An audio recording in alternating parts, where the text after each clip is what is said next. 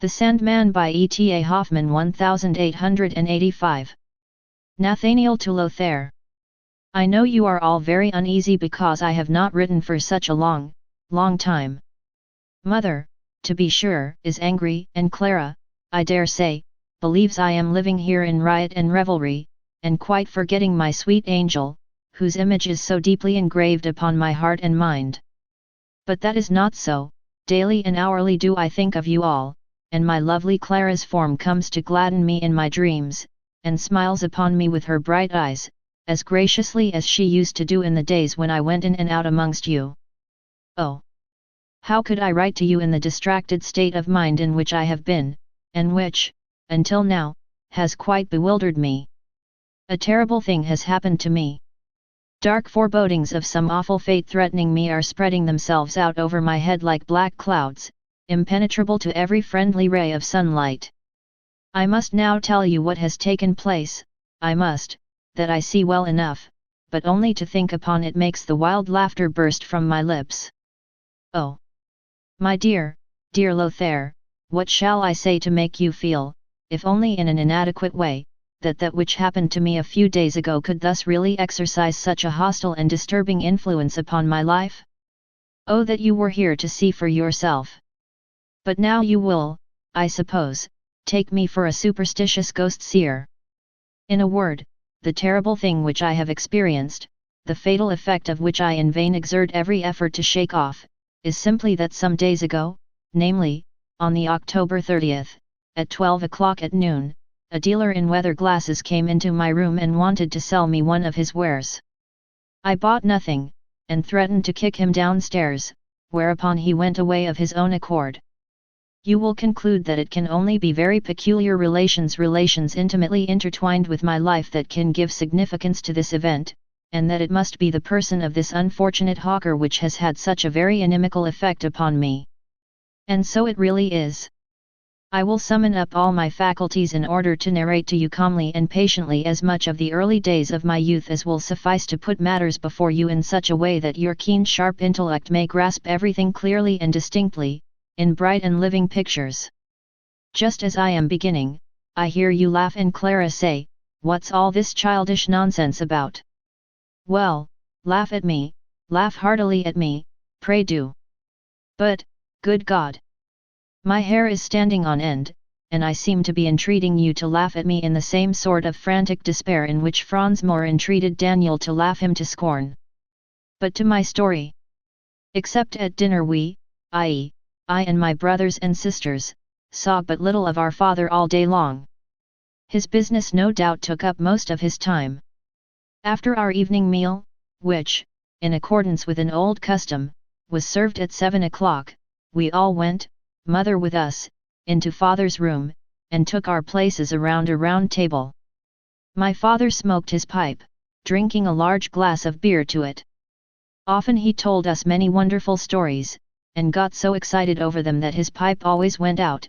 I used then to light it for him with a spill, and this formed my chief amusement. Often, again, he would give us picture books to look at, whilst he sat silent and motionless in his easy chair, puffing out such dense clouds of smoke that we were all as it were enveloped in mist. On such evenings mother was very sad, and directly it struck 9 she said, "Come, children. Off to bed. Come. The Sandman is come, I see." And I always did seem to hear something trampling upstairs with slow heavy steps. That must be the Sandman.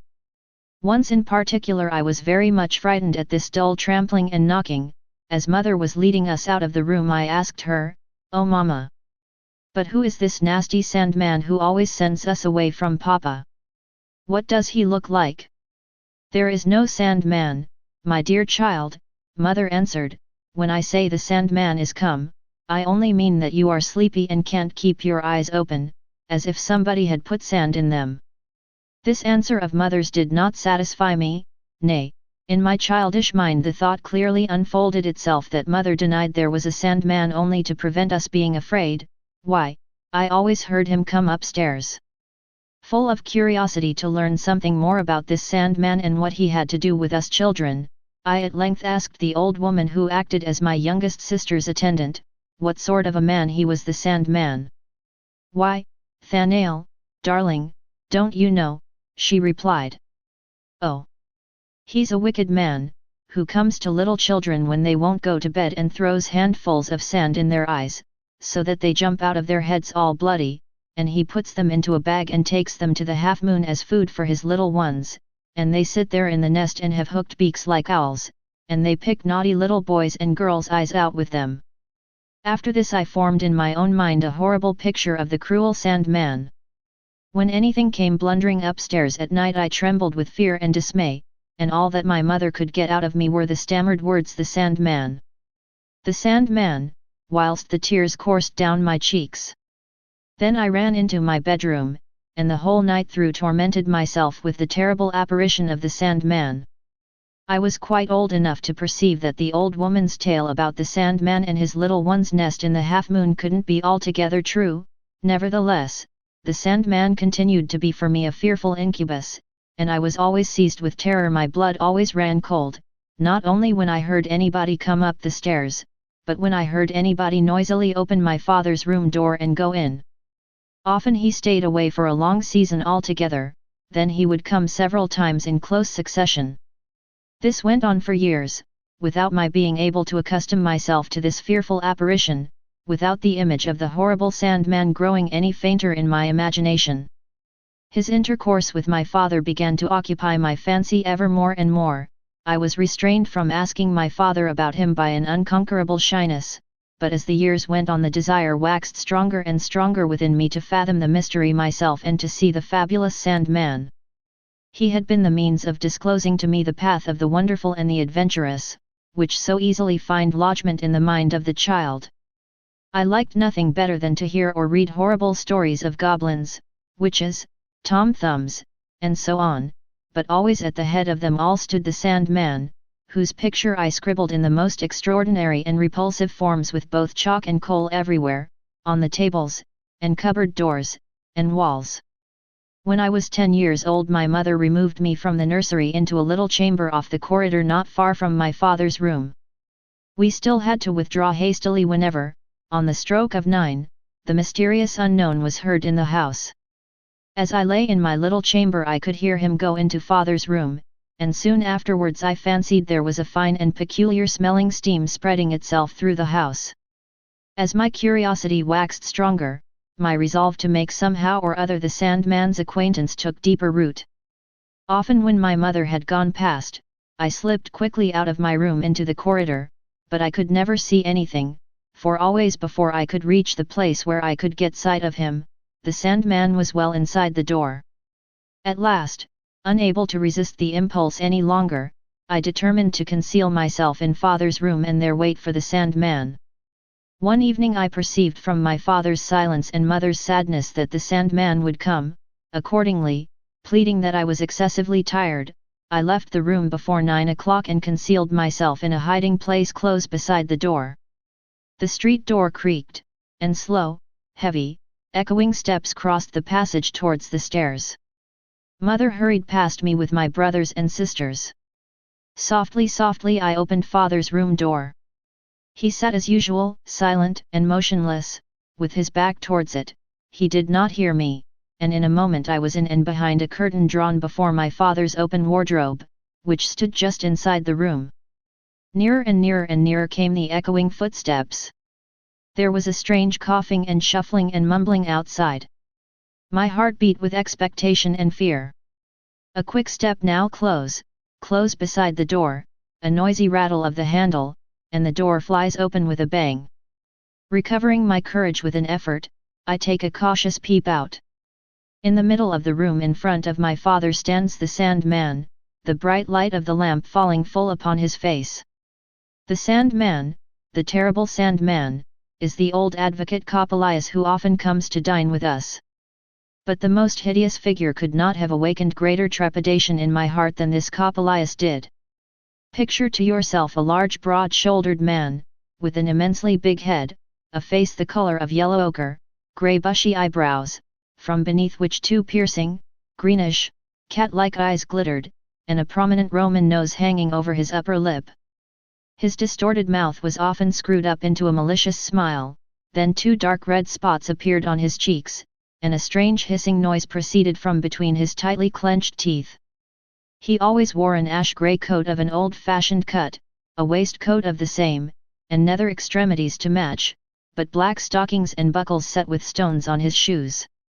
His little wig scarcely extended beyond the crown of his head, his hair was curled round high up above his big red ears, and plastered to his temples with cosmetic, and a broad closed hairbag stood out prominently from his neck, so that you could see the silver buckle that fastened his folded neckcloth.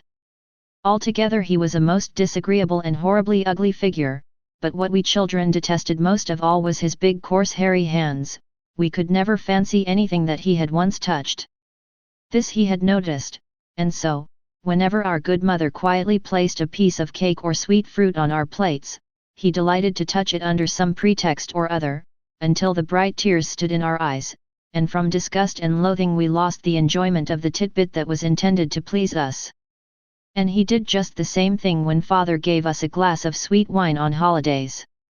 Then he would quickly pass his hand over it, or even sometimes raise the glass to his blue lips, and he laughed quite sardonically when all we dared do was to express our vexation in stifled sobs.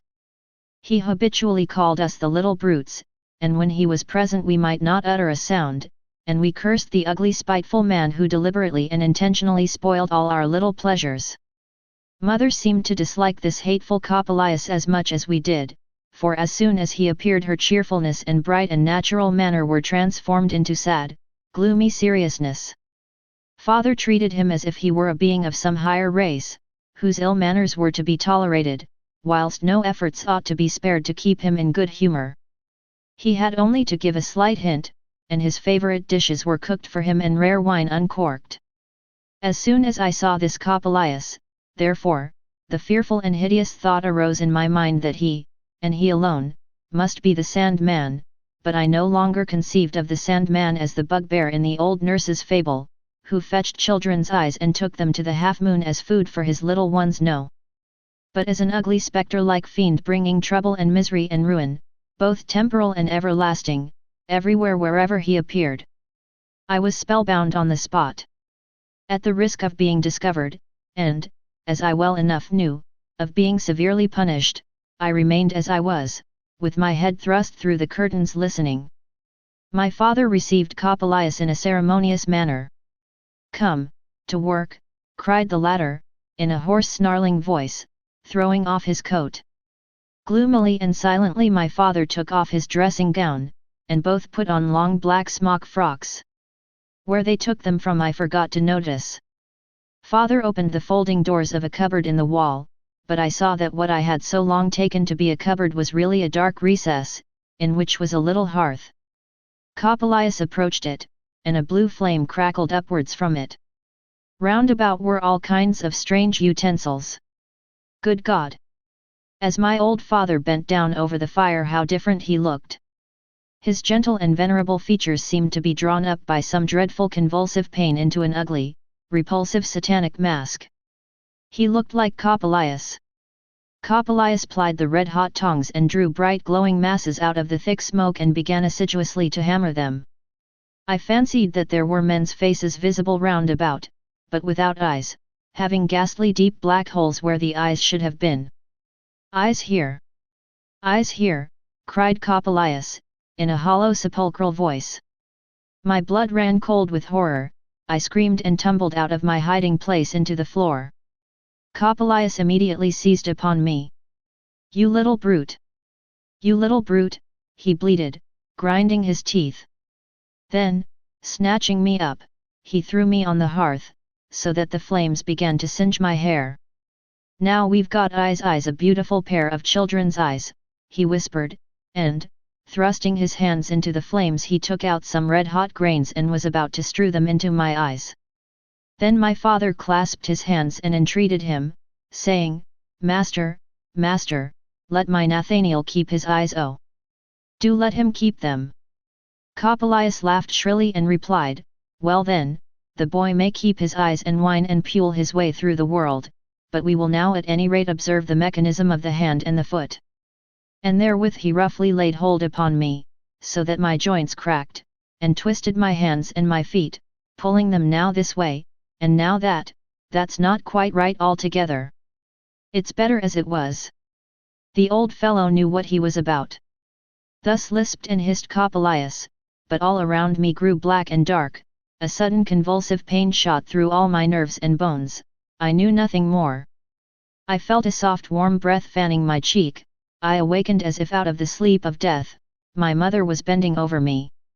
"Is the Sandman still there?" I stammered. "No, my dear child, he's been gone a long time, he'll not hurt you." Thus spoke my mother, as she kissed her recovered darling and pressed him to her heart. "But why should I tire you, my dear Lothair?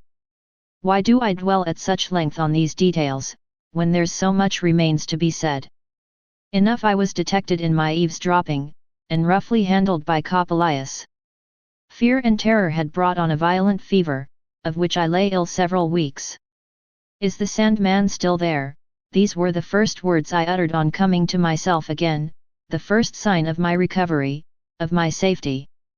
Thus, you see, I have only to relate to you the most terrible moment of my youth for you to thoroughly understand that it must not be ascribed to the weakness of my eyesight if all that I see is colorless, but to the fact that a mysterious destiny has hung a dark veil of clouds about my life, which I shall perhaps only break through when I die.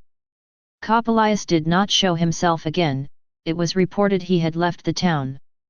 It was about a year later when, in pursuance of the old unchanged custom, we sat around the round table in the evening. Father was in very good spirits, and was telling us amusing tales about his youthful travels.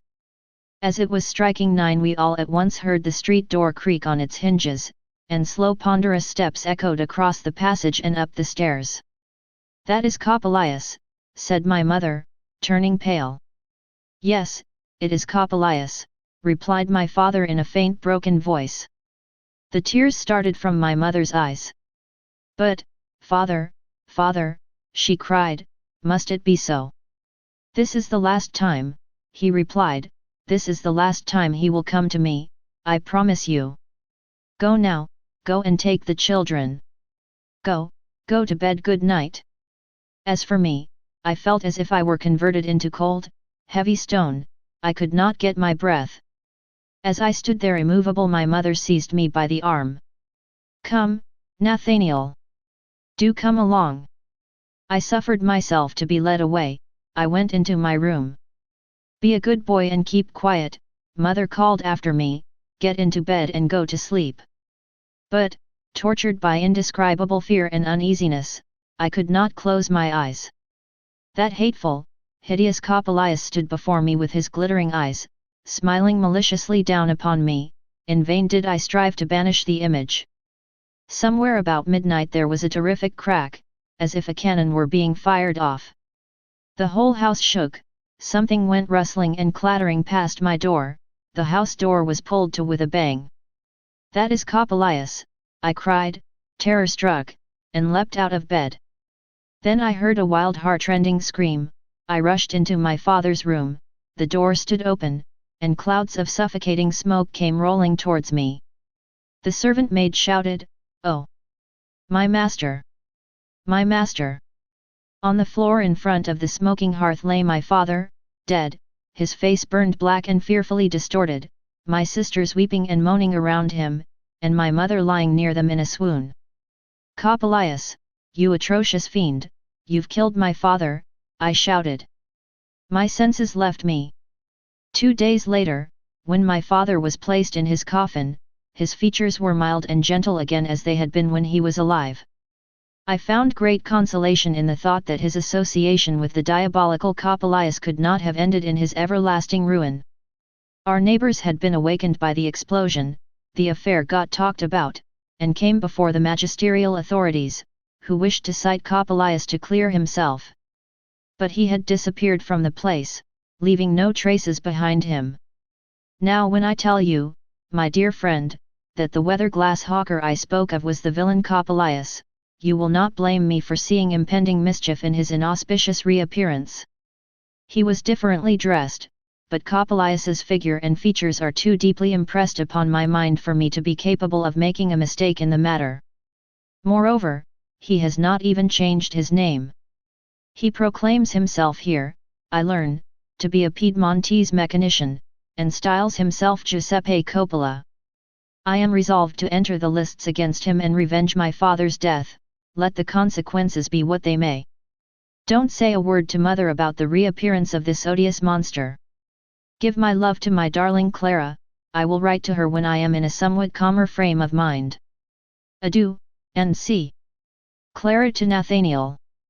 You are right, you have not written to me for a very long time, but nevertheless I believe that I still retain a place in your mind and thoughts. It is a proof that you were thinking a good deal about me when you were sending off your last letter to Brother Lothair, for instead of directing it to him you directed it to me. With joy I tore open the envelope, and did not perceive the mistake until I read the words, "Oh, my dear, dear Lothair." Now I know I ought not to have read any more of the letter, but ought to have given it to my brother. But as you have so often in innocent raillery made it a sort of reproach against me that I possessed such a calm, and, for a woman, cool-headed temperament that I should be like the woman we read of if the house was threatening to tumble down, I should, before hastily fleeing, stop to smooth down a crumple in the window curtains. I need hardly tell you that the beginning of your letter quite upset me. I could scarcely breathe, there was a bright mist before my eyes. Oh, my darling Nathanael! What could this terrible thing be that had happened? Separation from you, never to see you again, the thought was like a sharp knife in my heart. I read on and on. Your description of that horrid Coppelius made my flesh creep. I now learnt for the first time what a terrible and violent death your good old father died. Brother Lothair, to whom I handed over his property, sought to comfort me, but with little success. That horrid weather-glass hawker Giuseppe Coppola followed me everywhere, and I am almost ashamed to confess it, but he was able to disturb my sound and in general calm sleep with all sorts of wonderful dream shapes. But soon the next day I saw everything in a different light. Oh! Do not be angry with me, my best beloved, if, despite your strange presentiment that Coppelius will do you some mischief, Lothair tells you I am in quite as good spirits, and just the same as ever. I will frankly confess, it seems to me that all that was fearsome and terrible of which you speak, existed only in your own self, and that the real true outer world had but little to do with it. I can quite admit that old Coppelius may have been highly obnoxious to you children, but your real detestation of him arose from the fact that he hated children. Naturally enough, the gruesome Sandman of the old nurse's story was associated in your childish mind with old Coppelius, who, even though you had not believed in the Sandman, would have been to you a ghostly bugbear, especially dangerous to children. His mysterious labours along with your father at night time were, I dare say, nothing more than secret experiments in alchemy, with which your mother could not be over well pleased, owing to the large sums of money that most likely were thrown away upon them, and besides, your father, his mind full of the deceptive striving after higher knowledge, may probably have become rather indifferent to his family, as so often happens in the case of such experimentalists. So also it is equally probable that your father brought about his death by his own imprudence, and that Coppelius is not to blame for it. I must tell you that yesterday I asked our experienced neighbor, the chemist, whether in experiments of this kind an explosion could take place which would have a momentarily fatal effect. He said, "Oh, certainly," and described to me in his prolix and circumstantial way how it could be occasioned, mentioning at the same time so many strange and funny words that I could not remember them at all.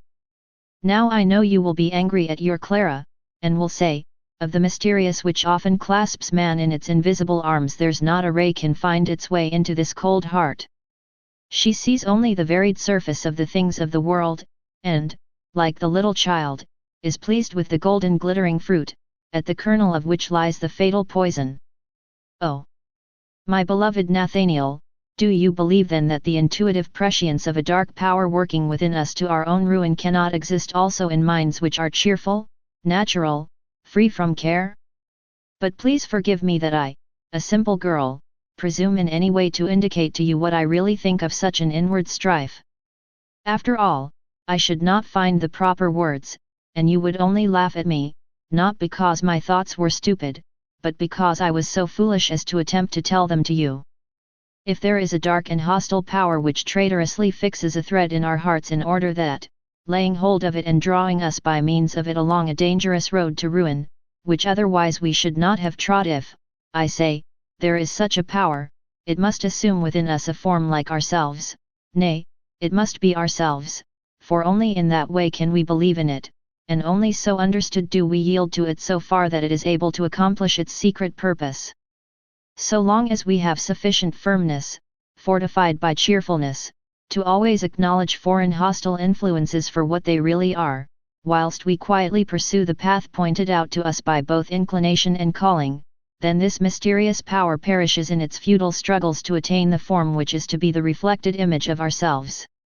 It is also certain, Lothair adds, that if we have once voluntarily given ourselves up to this dark physical power, it often reproduces within us the strange forms which the outer world throws in our way, so that thus it is we ourselves who engender within ourselves the spirit which by some remarkable delusion we imagine to speak in that outer form. It is the phantom of our own self whose intimate relationship with, and whose powerful influence upon our soul either plunges us into hell or elevates us to heaven. Thus you will see, my beloved Nathanael, that I and Brother Lothair have well talked over the subject of dark powers and forces, and now, after I have with some difficulty written down the principal results of our discussion, they seem to me to contain many really profound thoughts. Lothair's last words, however, I don't quite understand altogether, I only dimly guess what he means, and yet I cannot help thinking it is all very true. I beg you, dear, strive to forget the ugly advocate Coppelius as well as the weather-glass hawker Giuseppe Coppola. Try and convince yourself that these foreign influences can have no power over you, that it is only the belief in their hostile power which can in reality make them dangerous to you. If every line of your letter did not betray the violent excitement of your mind, and if I did not sympathize with your condition from the bottom of my heart, I could in truth jest about the advocate Sandman and weather-glass hawker Coppelius. Pluck up your spirits. Be cheerful. I have resolved to appear to you as your guardian angel if that ugly man Coppola should dare take it into his head to bother you in your dreams, and drive him away with a good hearty laugh. I'm not afraid of him and his nasty hands, not the least little bit. I won't let him either as advocate spoil any dainty titbit I've taken, or as Sandman rob me of my eyes.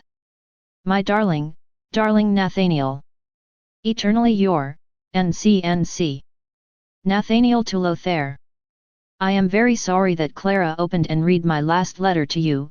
Of course the mistake is to be attributed to my own absence of mind. She has written me a very deep philosophical letter, proving conclusively that Coppelius and Coppola only exist in my own mind and are phantoms of my own self, which will at once be dissipated, as soon as I look upon them in that light. In very truth one can hardly believe that the mind which so often sparkles in those bright, beautifully smiling, childlike eyes of hers like a sweet lovely dream could draw such subtle and scholastic distinctions. She also mentions your name. You have been talking about me. I suppose you have been giving her lectures, since she sifts and refines everything so acutely. But enough of this. I must now tell you it is most certain that the weather-glass hawker Giuseppe Coppola is not the advocate Coppelius. I am attending the lectures of our recently appointed professor of physics, who, like the distinguished naturalist, is called Spallanzani, and is of Italian origin. He has known Coppola for many years, and it is also easy to tell from his accent that he really is a Piedmontese. Coppelius was a German, though no honest German, I fancy. Nevertheless, I am not quite satisfied. You and Clara will perhaps take me for a gloomy dreamer, but no, how can I get rid of the impression which Coppelius's cursed face made upon me? I am glad to learn from Spallanzani that he has left the town. This Professor Spallanzani is a very queer fish. He is a little fat man, with prominent cheekbones, thin nose, projecting lips, and small piercing eyes. You cannot get a better picture of him than by turning over one of the Berlin pocket almanacs and looking at Cagliostro's portrait engraved by Kodawiecki. Spallanzani looks just like him. Once lately,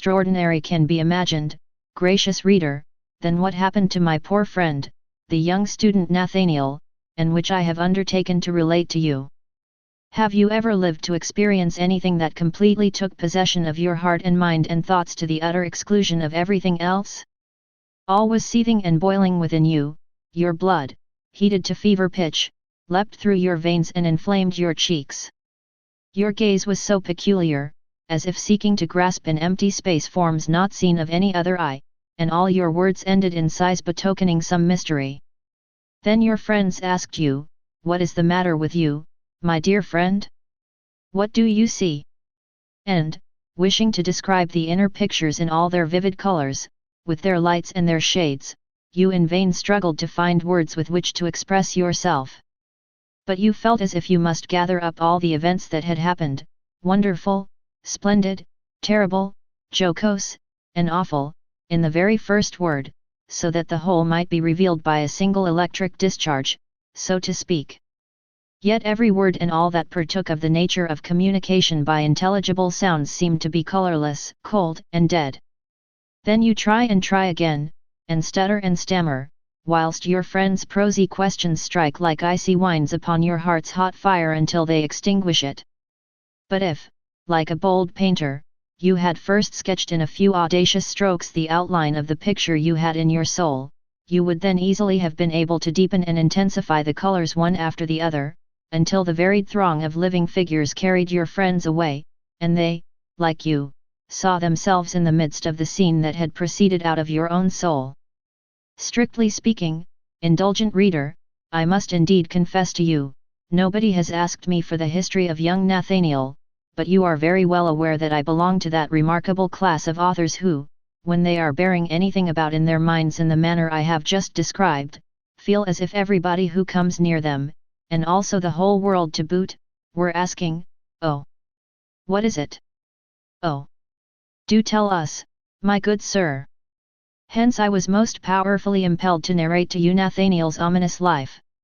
My soul was full of the elements of wonder and extraordinary peculiarity in it, but, for this very reason, and because it was necessary in the very beginning to dispose you, indulgent reader, to bear with what is fantastic, and that is not a little thing, I racked my brain to find a way of commencing the story in a significant and original manner, calculated to arrest your attention. To begin with, once upon a time, the best beginning for a story, seemed to me too tame. Within the small country town lived, rather better, at any rate allowing plenty of room to work up to the climax, or to plunge at once in medias res. "Go to the devil," cried the student Nathanael, his eyes blazing wildly with rage and fear, when the weather-glass hawker Giuseppe Coppola, "Well, that is what I really had written, when I thought I detected something of the ridiculous in Nathanael's wild glance, and the history is anything but laughable. I could not find any words which seemed fitted to reflect in even the feeblest degree the brightness of the colors of my mental vision. I determined not to begin at all. So I pray you, gracious reader, accept the 3 letters which my friend Lothair has been so kind as to communicate to me as the outline of the picture, into which I will endeavor to introduce more and more color as I proceed with my narrative. Perhaps, like a good portrait painter, I may succeed in depicting more than one figure in such wise that you will recognize it as a good likeness without being acquainted with the original, and feel as if you had very often seen the original with your own bodily eyes. Perhaps, too, you will then believe that nothing is more wonderful, nothing more fantastic than real life, and that all that a writer can do is to present it as a dark reflection from a dim-cut mirror. In order to make the very commencement more intelligible, it is necessary to add to the letters that, soon after the death of Nathanael's father, Clara and Lothair, the children of a distant relative, who had likewise died, leaving them orphans, were taken by Nathanael's mother into her own house. Clara and Nathanael conceived a warm affection for each other, against which not the slightest objection in the world could be urged. When therefore Nathanael left home to prosecute his studies in G, they were betrothed. It is from G that his last letter is written, where he is attending the lectures of Spallanzani, the distinguished professor of physics. I might now proceed comfortably with my narration, did not at this moment Clara's image rise up so vividly before my eyes that I cannot turn them away from it, just as I never could when she looked upon me and smiled so sweetly. Nowhere would she have passed for beautiful, that was the unanimous opinion of all who professed to have any technical knowledge of beauty. But whilst architects praised the pure proportions of her figure and form, painters averred that her neck, shoulders, and bosom were almost too chastely modelled, and yet, on the other hand, one and all were in love with her glorious Magdalene hair, and talked a good deal of nonsense about Battoni-like colouring. One of them, a veritable romanticist, strangely enough likened her eyes to a lake by Ruysdael, in which is reflected the pure azure of the cloudless sky, the beauty of woods and flowers, and all the bright and varied life of a living landscape. Poets and musicians went still further and said, "What's all this talk about seas and reflections?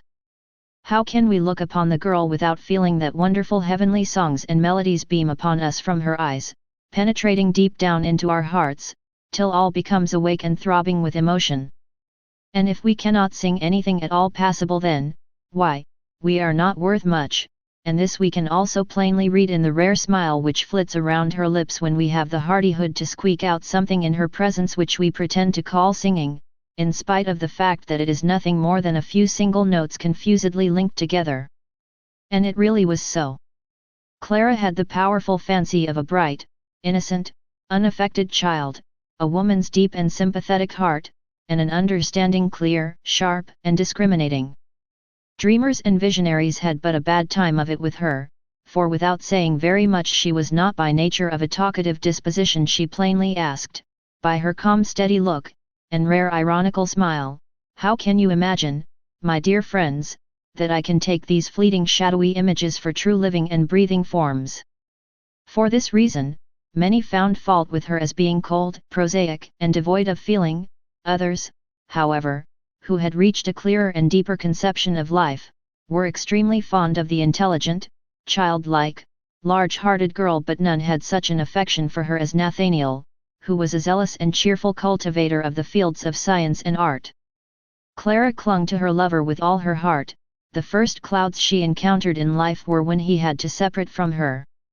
With what delight did she fly into his arms when, as he had promised in his last letter to Lothair, he really came back to his native town and entered his mother's room.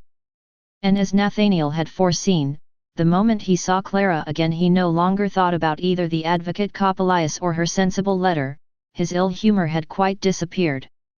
Nevertheless, Nathanael was right when he told his friend Lothair that the repulsive vendor of weather glasses, Coppola, had exercised a fatal and disturbing influence upon his life. It was quite patent to all, for even during the first few days he showed that he was completely and entirely changed. He gave himself up to gloomy reveries, and moreover acted so strangely, they had never observed anything at all like it in him before. Everything, even his own life, was to him but dreams and presentiments. His constant theme was that every man who delusively imagined himself to be free was merely the plaything of the cruel sport of mysterious powers, and it was vain for man to resist them, he must humbly submit to whatever destiny had decreed for him. He went so far as to maintain that it was foolish to believe that a man could do anything in art or science of his own accord, for the inspiration in which alone any true artistic work could be done did not proceed from the spirit within outwards, but was the result of the operation directed inwards of some higher principle existing without and beyond ourselves. This mystic extravagance was in the highest degree repugnant to Clara's clear intelligent mind, but it seemed vain to enter upon any attempt at refutation. Yet when Nathanael went on to prove that Coppelius was the evil principle which had entered into him and taken possession of him at the time he was listening behind the curtain, and that this hateful demon would in some terrible way ruin their happiness, then Clara grew grave and said, "Yes, Nathanael. You are right, Coppelius is an evil principle, he can do dreadful things, as bad as could a satanic power which should assume a living physical form, but only if you do not banish him from your mind and thoughts. So long as you believe in him he exists and is at work, your belief in him is his only power." Whereupon Nathanael, quite angry because Clara would only grant the existence of the demon in his own mind, began to dilate at large upon the whole mystic doctrine of devils and awful powers, but Clara abruptly broke off the theme by making, to Nathanael's very great disgust, some quite commonplace remark. Such deep mysteries are sealed books to cold, unsusceptible characters, he thought, without being clearly conscious to himself that he counted Clara amongst these inferior natures, and accordingly he did not remit his efforts to initiate her into these mysteries. In the morning, when she was helping to prepare breakfast, he would take his stand beside her, and read all sorts of mystic books to her, until she begged him, "But, my dear Nathanael, I shall have to scold you as the evil principle which exercises a fatal influence upon my coffee. For if I do as you wish, and let things go their own way, and look into your eyes whilst you read, the coffee will all boil over into the fire, and you will none of you get any breakfast." Then Nathanael hastily banged the book to and ran away in great displeasure to his own room. Formerly he had possessed a peculiar talent for writing pleasing, sparkling tales, which Clara took the greatest delight in listening to, but now his productions were gloomy, unintelligible, and wanting in form, so that, although Clara out of forbearance towards him did not say so, he nevertheless felt how very little interest she took in them. There was nothing that Clara disliked so much as what was tedious. At such times her intellectual sleepiness was not to be overcome, it was betrayed both in her glances and in her words. Nathanael's effusions were, in truth, exceedingly tedious. His ill humor at Clara's cold prosaic temperament continued to increase. Clara could not conceal her distaste of his dark, gloomy, wearying mysticism, and thus both began to be more and more estranged from each other without exactly being aware of it themselves. The image of the ugly Coppelius had, as Nathanael was obliged to confess to himself, faded considerably in his fancy, and it often cost him great pains to present him in vivid colors in his literary efforts, in which he played the part of the ghoul of destiny. At length it entered into his head to make his dismal presentiment that Coppelius would ruin his happiness the subject of a poem. He made himself and Clara, united by true love, the central figures, but represented a black hand as being from time to time thrust into their life and plucking out a joy that had blossomed for them. At length, as they were standing at the altar, the terrible Coppelius appeared and touched Clara's lovely eyes, which leapt into Nathanael's own bosom, burning and hissing like bloody sparks. Then Coppelius laid hold upon him, and hurled him into a blazing circle of fire, which spun round with the speed of a whirlwind, and, storming and blustering, dashed away with him. The fearful noise it made was like a furious hurricane lashing the foaming sea waves until they rise up like black, white-headed giants in the midst of the raging struggle. But through the midst of the savage fury of the tempest he heard Clara's voice calling, "Can you not see me, dear? Coppelius has deceived you, they were not my eyes which burned so in your bosom, they were fiery drops of your own heart's blood. Look at me, I have got my own eyes still." Nathanael thought, yes, that is Clara, and I am hers forever. Then this thought laid a powerful grasp upon the fiery circle so that it stood still, and the riotous turmoil died away rumbling down a dark abyss. Nathanael looked into Clara's eyes, but it was death whose gaze rested so kindly upon him. Whilst Nathanael was writing this work he was very quiet and sober-minded, he filed and polished every line, and as he had chosen to submit himself to the limitations of meter, he did not rest until all was pure and musical. When, however, he had at length finished it and read it aloud to himself he was seized with horror and awful dread, and he screamed, "Whose hideous voice is this?" But he soon came to see in it again nothing beyond a very successful poem, and he confidently believed it would enkindle Clara's cold temperament, though to what end she should be thus aroused was not quite clear to his own mind, nor yet what would be the real purpose served by tormenting her with these dreadful pictures, which prophesied a terrible and ruinous end to her affection.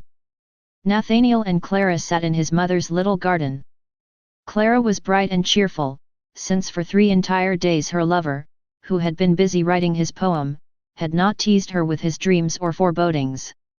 Nathanael, too, spoke in a gay and vivacious way of things of merry import, as he formerly used to do, so that Clara said, "Ah! Now I have you again. We have driven away that ugly Coppelius, you see."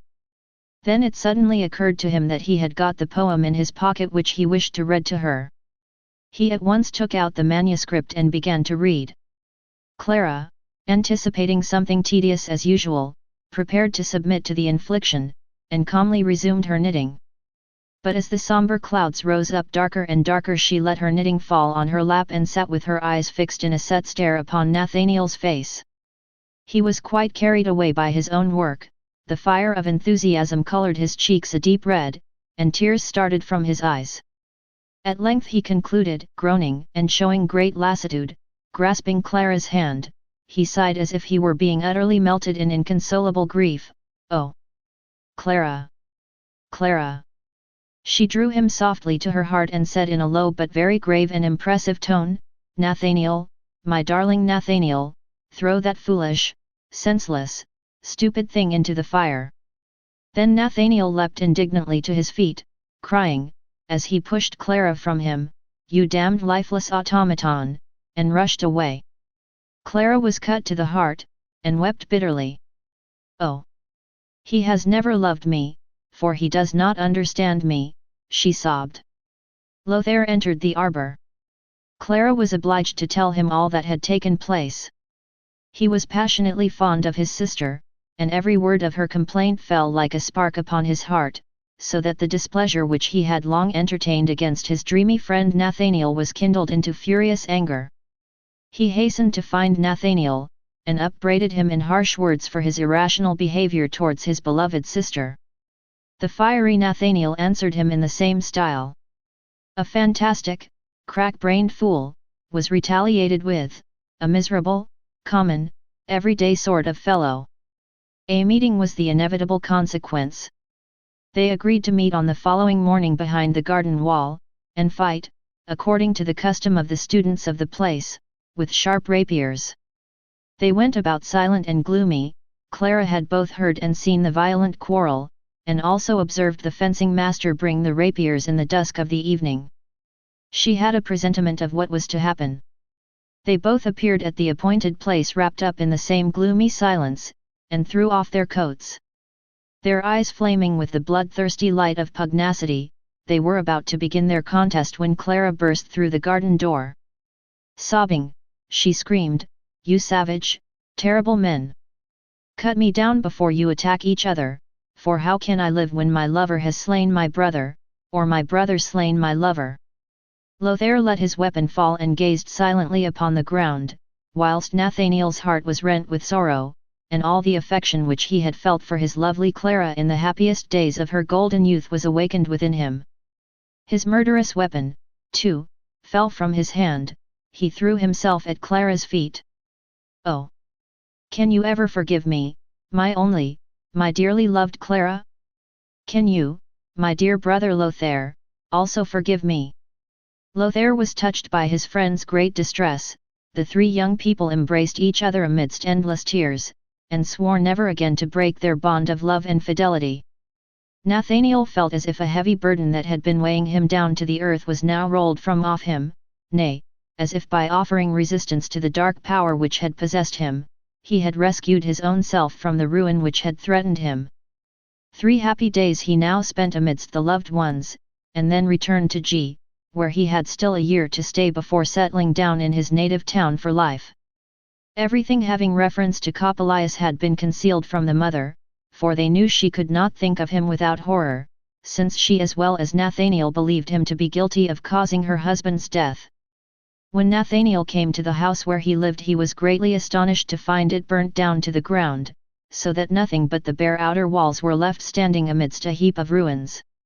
Although the fire had broken out in the laboratory of the chemist who lived on the ground floor, and had therefore spread upwards, some of Nathanael's bold, active friends had succeeded in time in forcing a way into his room in the upper story and saving his books and manuscripts and instruments.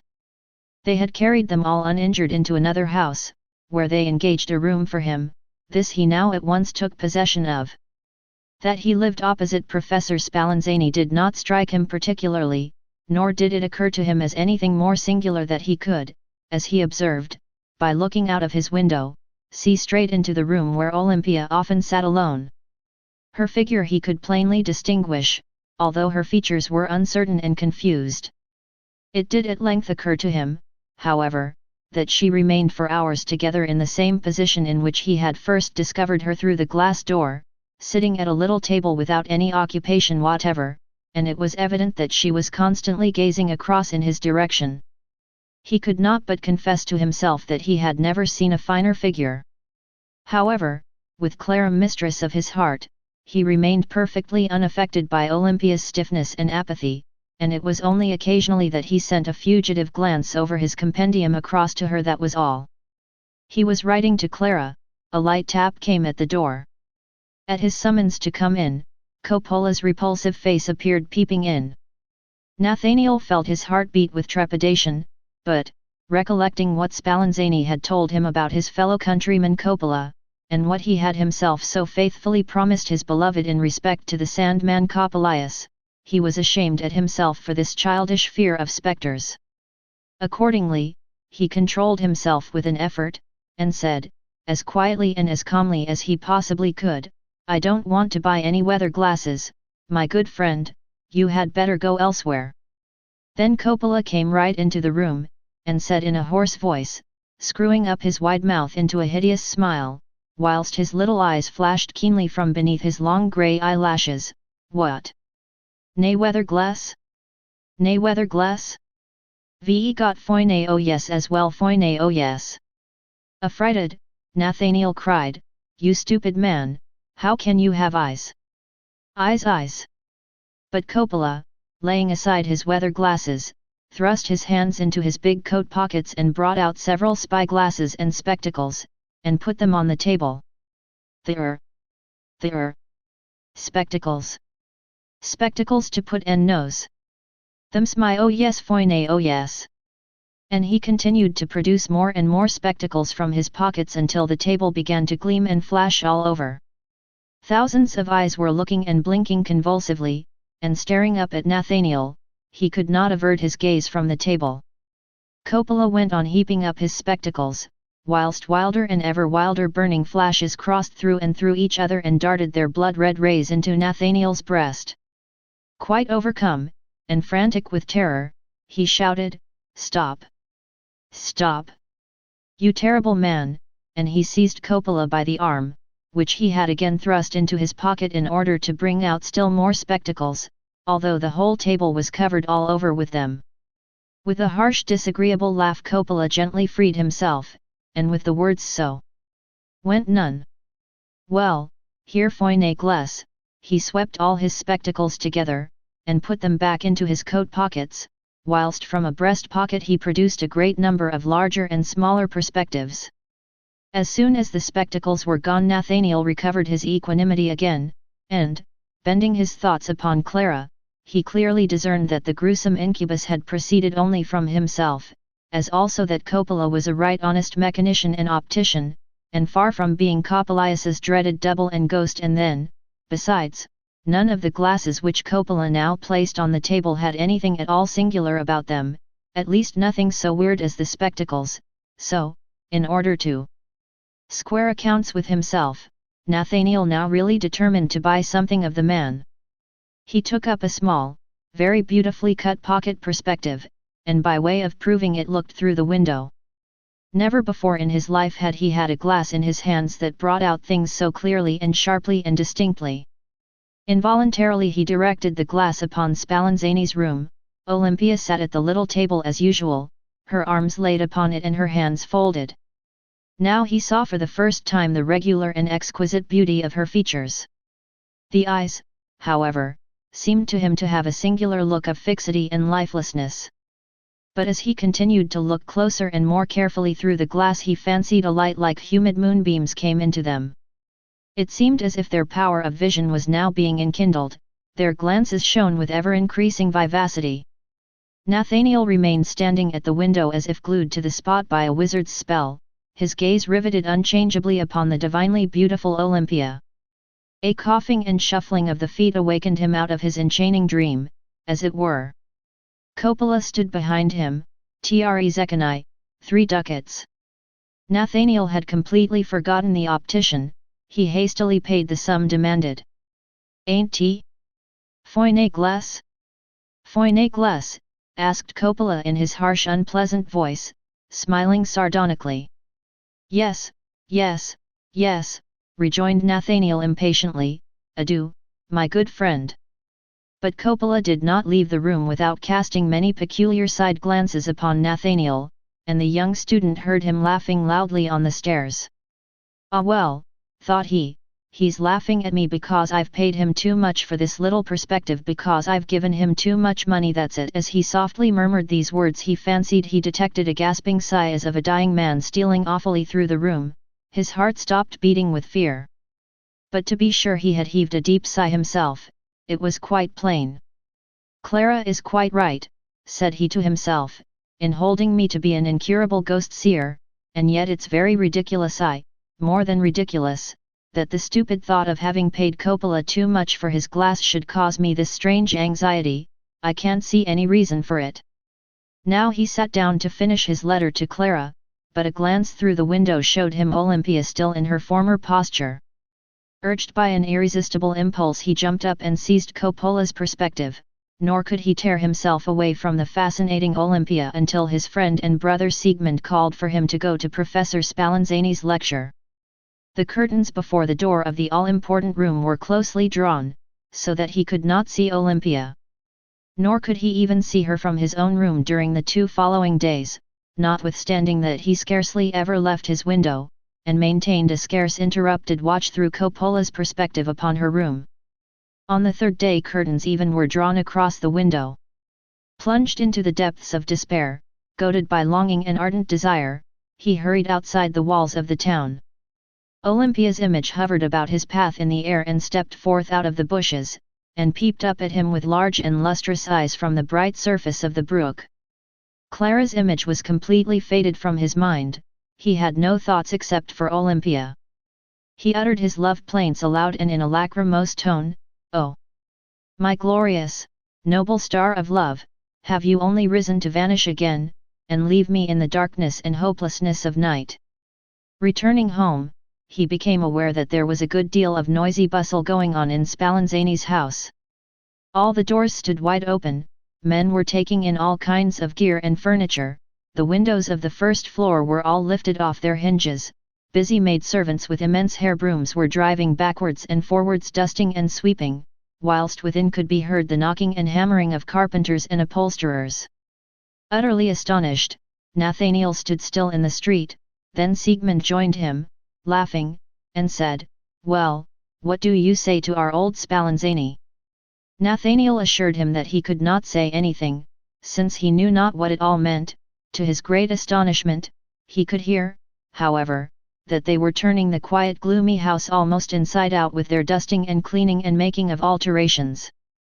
Then he learned from Siegmund that Spallanzani intended giving a great concert and ball on the following day, and that half the university was invited. It was generally reported that Spallanzani was going to let his daughter Olympia, whom he had so long so jealously guarded from every eye, make her first appearance.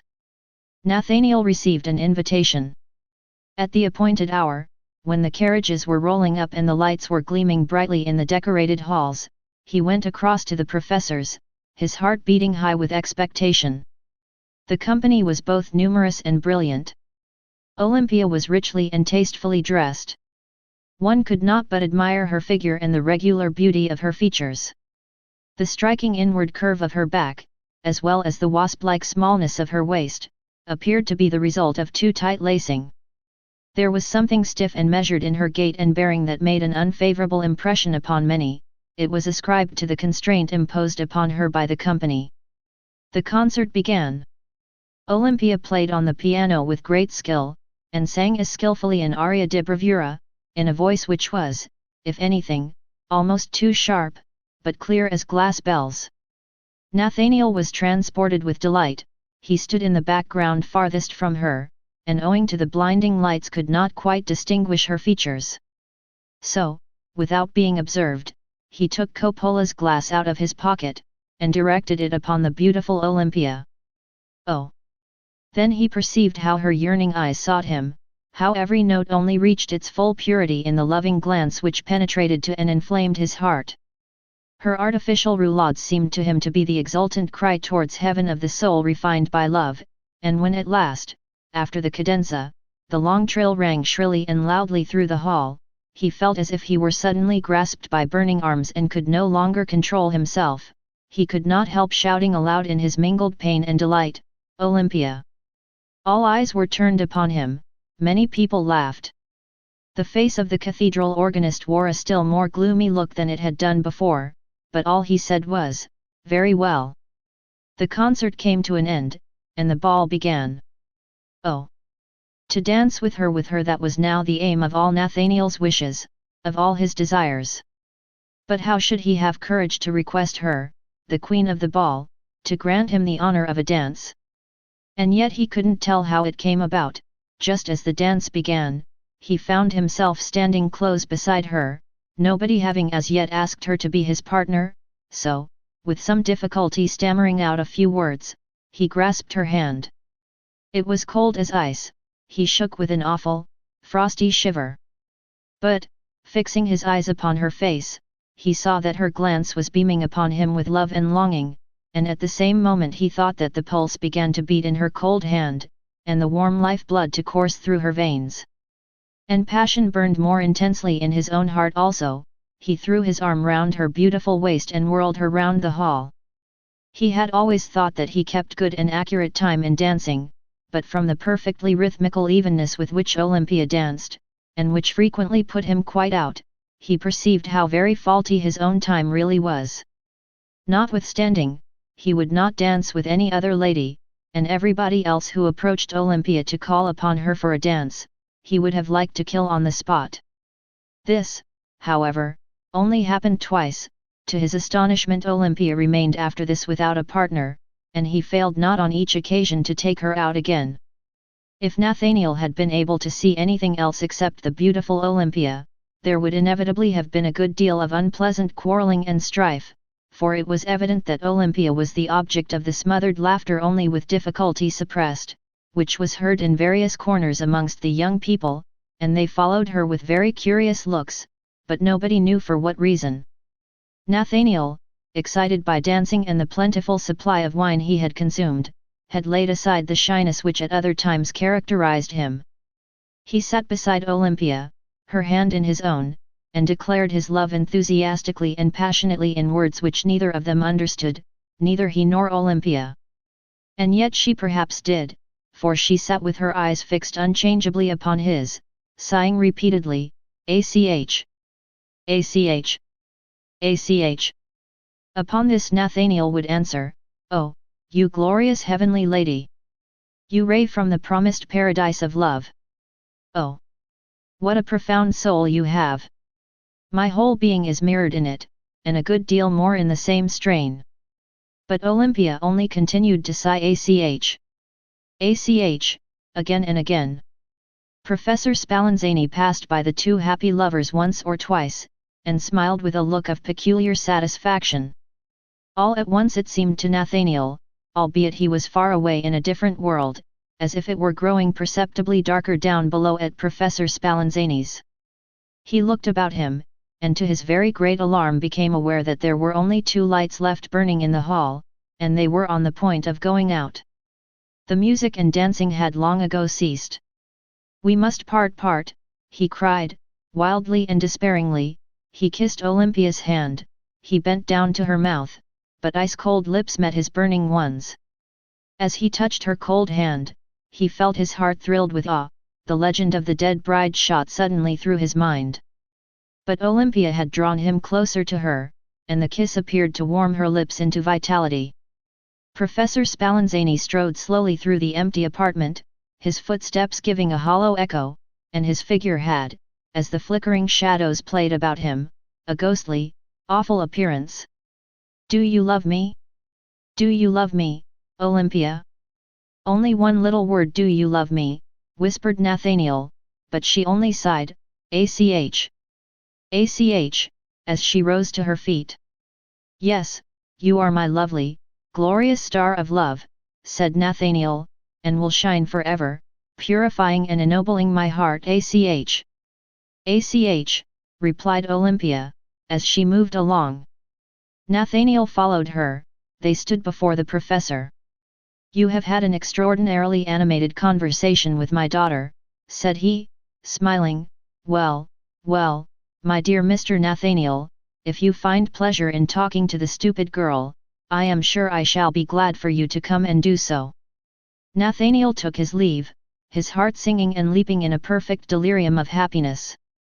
During the next few days Spallanzani's ball was the general topic of conversation. Although the professor had done everything to make the thing a splendid success, yet certain gay spirits related more than one thing that had occurred which was quite irregular and out of order. They were especially keen in pulling Olympia to pieces for her taciturnity and rigid stiffness. In spite of her beautiful form they alleged that she was hopelessly stupid, and in this fact they discerned the reason why Spallanzani had so long kept her concealed from publicity. Nathanael heard all this with inward wrath, but nevertheless he held his tongue, for, thought he, would it indeed be worthwhile to prove to these fellows that it is their own stupidity which prevents them from appreciating Olympia's profound and brilliant parts? One day Siegmund said to him, "Pray, brother, have the kindness to tell me how you, a sensible fellow, came to lose your head over that Miss Wax-Face, that wooden doll across there." Nathanael was about to fly into a rage, but he recollected himself and replied, "Tell me, Siegmund, how came it that Olympia's divine charms could escape your eye, so keenly alive as it always is to beauty, and your acute perception as well? But heaven be thanked for it, otherwise I should have had you for a rival, and then the blood of one of us would have had to be spilled." Siegmund, perceiving how matters stood with his friend, skillfully interposed and said, after remarking that all argument with one in love about the object of his affections was out of place, "Yet it's very strange that several of us have formed pretty much the same opinion about Olympia. We think she is, you won't take it ill, brother? That she is singularly statuesque and soulless. Her figure is regular, and so are her features, that can't be gainsaid, and if her eyes were not so utterly devoid of life, I may say, of the power of vision, she might pass for a beauty. She is strangely measured in her movements, they all seem as if they were dependent upon some wound-up clockwork. Her playing and singing has the disagreeably perfect, but insensitive time of a singing machine, and her dancing is the same. We felt quite afraid of this Olympia, and did not like to have anything to do with her. She seemed to us to be only acting like a living creature, and as if there was some secret at the bottom of it all." Nathanael did not give way to the bitter feelings which threatened to master him at these words of Siegmund's. He fought down and got the better of his displeasure, and merely said, very earnestly, "You cold prosaic fellows may very well be afraid of her. It is only to its like that the poetically organized spirit unfolds itself. Upon me alone did her loving glances fall, and through my mind and thoughts alone did they radiate, and only in her love can I find my own self again. Perhaps, however, she doesn't do quite right not to jabber a lot of nonsense and stupid talk like other shallow people. It is true, she speaks but few words, but the few words she does speak are genuine hieroglyphs of the inner world of love and of the higher cognition of the intellectual life revealed in the intuition of the eternal beyond the grave. But you have no understanding for all these things, and I am only wasting words. God be with you, brother, said Siegmund very gently, almost sadly, but it seems to me that you are in a very bad way. You may rely upon me, if all no, I can't say any more. It all at once dawned upon Nathanael that his cold prosaic friend Siegmund really and sincerely wished him well, and so he warmly shook his proffered hand. Nathanael had completely forgotten that there was a Clara in the world, whom he had once loved, and his mother and Lothair. They had all vanished from his mind. He lived for Olympia alone. He sat beside her every day for hours together, rhapsodizing about his love and sympathy enkindled into life, and about psychic elective affinity, all of which Olympia listened to with great reverence. He fished up from the very bottom of his desk all the things that he had ever written: poems, fancy sketches, visions, romances, tales, and the heap was increased daily with all kinds of aimless sonnets, stanzas, canzonets. All these he read to Olympia hour after hour without growing tired, but then he had never had such an exemplary listener. She neither embroidered, nor knitted, she did not look out of the window, or feed a bird, or play with a little pet dog or a favorite cat, neither did she twist a piece of paper or anything of that kind round her finger, she did not forcibly convert a yawn into a low affected cough. In short, she sat hour after hour with her eyes bent unchangeably upon her lover's face, without moving or altering her position, and her gaze grew more ardent still. And it was only when at last Nathanael rose and kissed her lips or her hand that she said, "Ach! Ach! And then good night, dear." Arrived in his own room, Nathanael would break out with, "Oh! What a brilliant, what a profound mind! Only you alone understand me." And his heart trembled with rapture when he reflected upon the wondrous harmony which daily revealed itself between his own and his Olympia's character, for he fancied that she had expressed in respect to his works and his poetic genius the identical sentiments which he himself cherished deep down in his own heart in respect to the same, and even as if it was his own heart's voice speaking to him.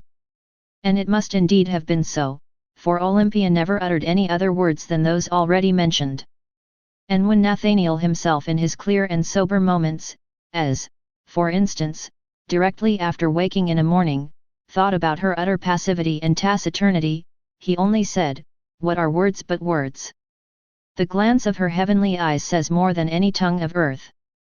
And how can, anyway, a child of heaven accustom herself to the narrow circle which the exigencies of a wretched mundane life demand? Professor Spallanzani appeared to be greatly pleased at the intimacy that had sprung up between his daughter Olympia and Nathanael, and showed the young man many unmistakable proofs of his good feeling towards him, and when Nathanael ventured at length to hint very delicately at an alliance with Olympia, the professor smiled all over his face at once, and said he should allow his daughter to make a perfectly free choice.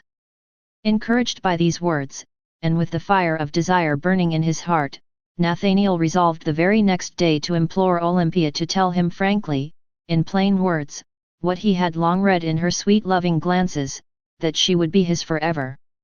He looked for the ring which his mother had given him at parting, he would present it to Olympia as a symbol of his devotion, and of the happy life he was to lead with her from that time onwards. Whilst looking for it he came across his letters from Clara and Lothair, he threw them carelessly aside, found the ring, put it in his pocket, and ran across to Olympia. Whilst still on the stairs, in the entrance passage, he heard an extraordinary hubbub. The noise seemed to proceed from Spallanzani's study.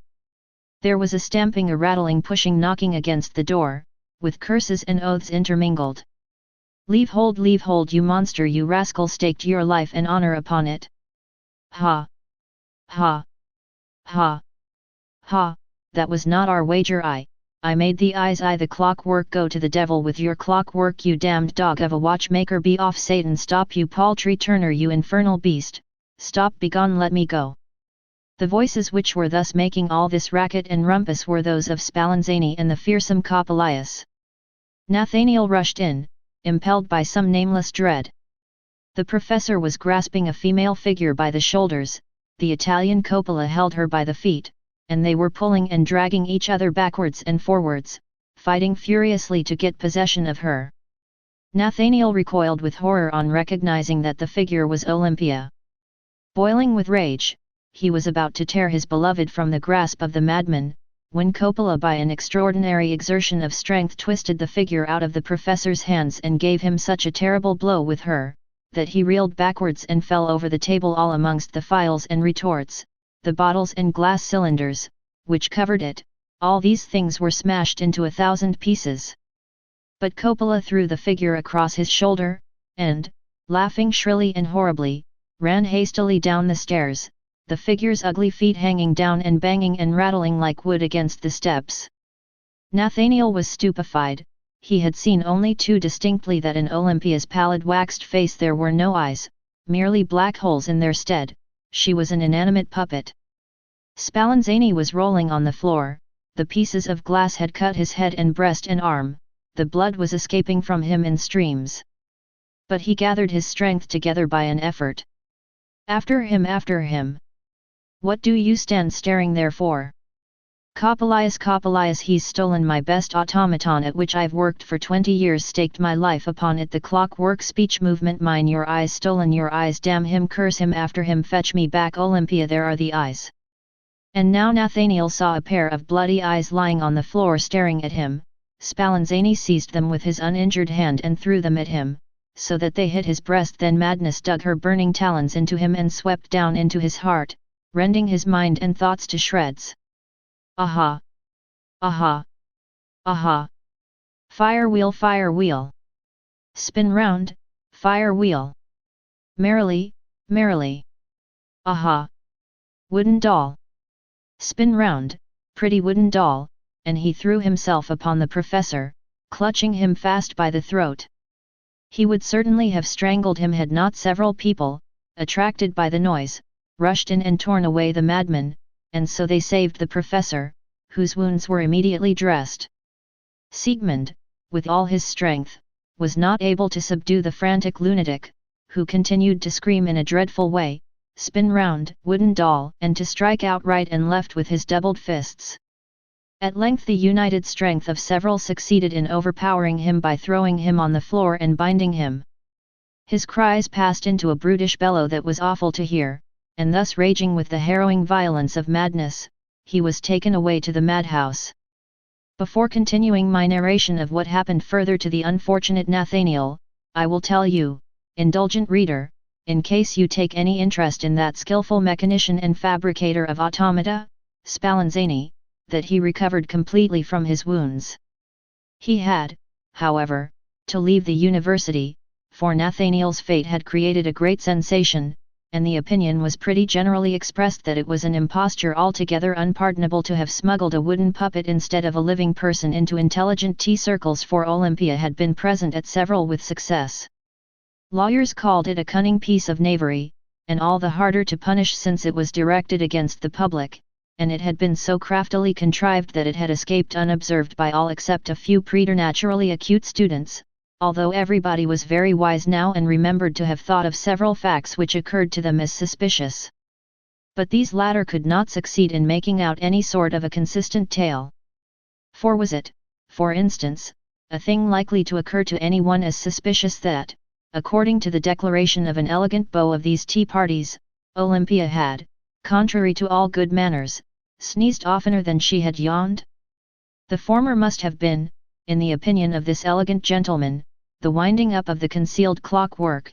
It had always been accompanied by an observable creaking, and so on. The professor of poetry and eloquence took a pinch of snuff, and, slapping the lid to and clearing his throat, said solemnly, "My most honorable ladies and gentlemen, don't you see then where the rub is? The whole thing is an allegory, a continuous metaphor. You understand me? Sapienti Saturday." But several most honorable gentlemen did not rest satisfied with this explanation.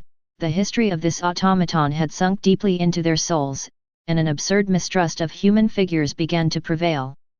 Several lovers, in order to be fully convinced that they were not paying court to a wooden puppet, required that their mistress should sing and dance a little out of time, should embroider or knit or play with her little pug, and see, when being read to, but above all things else that she should do something more than merely listen, that she should frequently speak in such a way as to really show that her words presupposed as a condition some thinking and feeling. The bonds of love were in many cases drawn closer in consequence, and so of course became more engaging. In other instances they gradually relaxed and fell away. "I cannot really be made responsible for it," was the remark of more than one young gallant. At the tea gatherings everybody, in order to ward off suspicion, yawned to an incredible extent and never sneezed. Spallanzani was obliged, as has been said, to leave the place in order to escape a criminal charge of having fraudulently imposed an automaton upon human society. Coppola, too, had also disappeared. When Nathanael awoke he felt as if he had been oppressed by a terrible nightmare. He opened his eyes and experienced an indescribable sensation of mental comfort, whilst a soft and most beautiful sensation of warmth pervaded his body. He lay on his own bed in his own room at home. Clara was bending over him, and at a little distance stood his mother and Lothair. At last, oh my darling Nathanael, now we have you again, now you are cured of your grievous illness, now you are mine again." And Clara's words came from the depths of her heart, and she clasped him in her arms. The bright scalding tears streamed from his eyes, he was so overcome with mingled feelings of sorrow and delight, and he gasped forth, "My Clara, my Clara!" Siegmund, who had staunchly stood by his friend in his hour of need, now came into the room. Nathanael gave him his hand. "My faithful brother, you have not deserted me." Every trace of insanity had left him, and in the tender hands of his mother and his beloved, and his friends, he quickly recovered his strength again.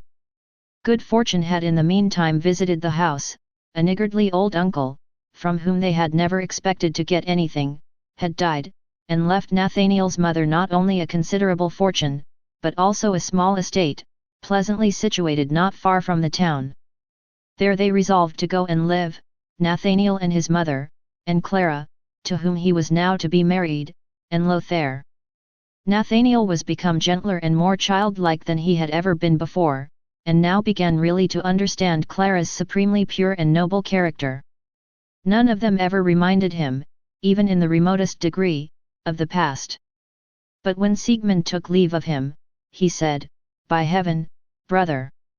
I was in a bad way, but an angel came just at the right moment and led me back upon the path of light." Yes, it was Clara. Siegmund would not let him speak further, fearing lest the painful recollections of the past might arise too vividly and too intensely in his mind. The time came for the four happy people to move to their little property. At noon they were going through the streets. After making several purchases they found that the lofty tower of the townhouse was throwing its giant shadows across the marketplace. "Come," said Clara, "let us go up to the top once more and have a look at the distant hills." No sooner said than done. Both of them, Nathanael and Clara, went up the tower. Their mother, however, went on with the servant girl to her new home, and Lothair, not feeling inclined to climb up all the many steps, waited below. There the two lovers stood arm in arm on the topmost gallery of the tower, and gazed out into the sweet-scented wooded landscape, beyond which the blue hills rose up like a giant's city. "Oh! Do look at that strange little grey bush, it looks as if it were actually walking towards us," said Clara. Mechanically he put his hand into his side pocket, he found Coppola's perspective and looked for the bush. Clara stood in front of the glass. Then a convulsive thrill shot through his pulse and veins. Pale as a corpse, he fixed his staring eyes upon her, but soon they began to roll, and a fiery current flashed and sparkled in them, and he yelled fearfully, like a hunted animal. Leaping up high in the air and laughing horribly at the same time, he began to shout, in a piercing voice, "Spin round, wooden doll! Spin round, wooden doll!" With the strength of a giant he laid hold upon Clara and tried to hurl her over, but in an agony of despair she clutched fast hold of the railing that went round the gallery. Lothair heard the madman raging and Clara's scream of terror. a fearful presentiment flashed across his mind. He ran up the steps. The door of the second flight was locked. Clara's scream for help rang out more loudly. Mad with rage and fear, he threw himself against the door, which at length gave way. Clara's cries were growing fainter and fainter. "Help! Save me! Save me!" and her voice died away in the air. "She is killed, murdered by that madman," shouted Lothair. The door to the gallery was also locked. Despair gave him the strength of a giant. He burst the door off its hinges. Good God! There was Clara in the grasp of the madman Nathanael, hanging over the gallery in the air. She only held to the iron bar with one hand. Quick as lightning, Lothair seized his sister and pulled her back, at the same time dealing the madman a blow in the face with his doubled fist, which sent him reeling backwards, forcing him to let go his victim. Lothair ran down with his insensible sister in his arms. She was saved. But Nathanael ran round and round the gallery, leaping up in the air and shouting, "Spin round, fire wheel! Spin round, fire wheel!" The people heard the wild shouting, and a crowd began to gather. In the midst of them towered the advocate Coppelius. Like a giant, he had only just arrived in the town, and had gone straight to the market-place. Some were going up to overpower and take charge of the madman, but Coppelius laughed and said, "Ha! Ha! Wait a bit, he'll come down of his own accord," and he stood gazing upwards along with the rest. All at once Nathanael stopped as if spellbound. He bent down over the railing, and perceived Coppelius. With a piercing scream, "Ha! Foine, oh yes! Foine, oh yes!" he leapt over. When Nathanael lay on the stone pavement with a broken head, Coppelius had disappeared in the crush and confusion. Several years afterwards it was reported that, outside the door of a pretty country house in a remote district, Clara had been seen sitting hand in hand with a pleasant gentleman, whilst two bright boys were playing at her feet.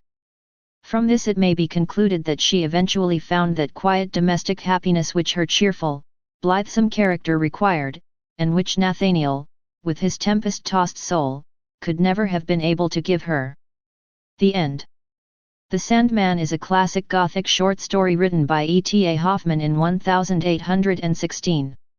It explores a series of key learning points. 1. Uncertainty of reality.